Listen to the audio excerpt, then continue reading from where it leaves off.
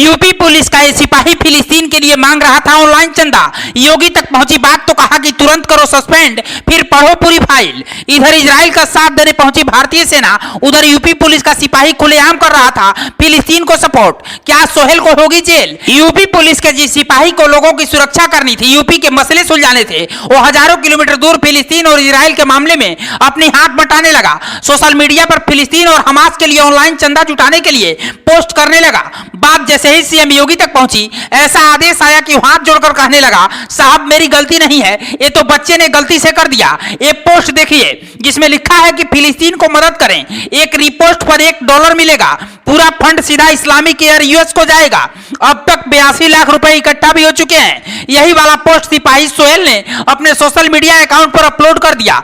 बात जब सीएम योगी तक पहुंची तो एसपी को पूरा आदेश मिला कि सीधा सस्पेंड करो और पूरी फाइल पढ़कर रिपोर्ट तैयार करो। सोहेल की तैनाती यूपी के लखीमपुर जिले में है। एडिशनल एसपी लेवल के ऑफिसर पूरी कुंडली खंगाल रहे हैं। अगर कुछ गलत मिला तो तगड़ा एक्शन होगा, क्योंकि योगी ने पहले ही साफ कर दिया है कि ऐसा करने वालों के खिलाफ बड़ा एक्शन होगा। अलीगढ़ मुस्लिम यूनिवर्सिटी में जिन छात्रों ने रैली निकाली थी, उनमें से कई पर एफआईआर दर्ज हो गई है। इसलिए यूपी में रहकर अगर हजारों किलोमीटर दूर देश के लिए कुछ ऐसा कर रहे हैं तो उससे पहले 100 बार सोचिए, क्योंकि आप ऐसे राज्य में हैं जहां एक्शन में वक्त नहीं लगता। हालांकि यूपी पुलिस के जवान सोहेल का कहना है कि बच्चे ने गलती से पोस्ट कर दिया था, पर उसके बाद जैसे ही अकाउंट डिलीट हुआ, लोगों का शक बढ़ गया। सोहेल की इस पोस्ट के बाद लोग पूछ रहे हैं कि भाई फिलिस्तीन से इतना प्यार क्यों है? हिंदुस्तान अगर इजराइल के साथ खड़ा है तो आप फिलिस्तीन के साथ क्यों हैं?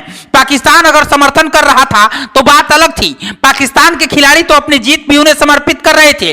पाकिस्तानी खिलाड़ी मोहम्मद रिजवान ने पेज पर नमाज तक पढ़ी और उससे पहले इसके बारे में पोस्ट भी किया, जिसे लेकर एक वकील साहब ने आईसीसी को इसकी शिकायत कर दी है। कहीं पाकिस्तानी एंकर जैनब अब्बास की तरह रिजवान को भी आधे वर्ल्ड कप से वापस न लौटना पड़ जाए, क्योंकि खेल में जब आप इन चीजों को घुसाते हैं तो सवाल तो उठेंगे ही। आपको याद होगा कि महेंद्र सिंह धोनी ने जब ग्लव्स पर पैरा कमांडो का बैज लगाया था तब आईसीसी ने उसे हटवा दिया था। फिर पिच पर नमाज की अनुमति कैसे दे सकता है? पाकिस्तान तो वैसे भी शायद फाइनल से पहले ही अपने मुल्क को लौटने की तैयारी में है, क्योंकि भारत से हार के बाद जिस तरह से खिलाड़ी खुद को कोस रहे थे, उससे यही लग रहा है कि उनका आत्मविश्वास हिल चुका है और अगले मैच में ही पता चल जाएगा कि उन्होंने खुद पर कितना काबू पाया है।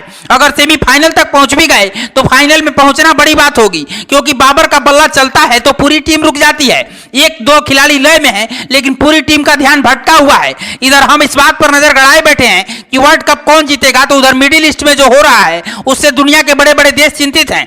यूएन में बैठकों का दौर जारी है, जबकि भारत इजराइल की मदद के लिए न सिर्फ कह रहा है बल्कि अपनी सेना को भेज चुका है। संयुक्त राष्ट्र की पीस कीपिंग फोर्स के तहत लेबनान की सीमा पर इजराइल की मदद के लिए भारतीय सेना पहुंच चुकी है। इजरायली पीएम बेंजामिन नेतन्याहू पहले से ही भारत का शुक्रिया अदा कर रहे हैं, मोदी के इस स्टैंड का आभार जता रहे हैं। लेकिन बावजूद इसके सोहेल की तरह कुछ लोग मोदी विरोध में ही देश का भी विरोध करने में तुले हैं। ऐसे देश विरोधी लोगों को सीएम योगी को क्या सजा देनी चाहिए, हमें कमेंट करके बताइएगा और खबर को ज्यादा से ज्यादा शेयर कीजिएगा। ब्यूरो रिपोर्ट, पूर्वांचल समाचार।